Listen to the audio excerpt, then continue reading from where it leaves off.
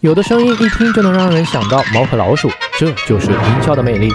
看看这群美国人是怎么在10小时内用乐高把音效具象出来的。爷爷组的音效是。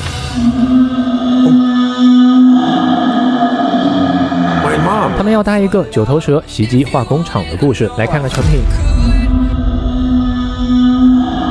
号外！一只3个头的九头蛇控制了当地的化工厂。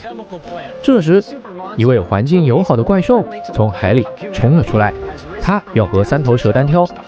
战斗机带着人们争先恐后的逃离大屠杀。人们希望怪兽可以赢得这场战役，拯救人类。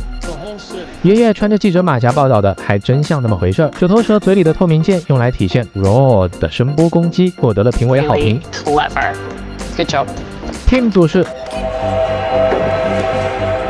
先成音，听着像有什么东西要登场了。他们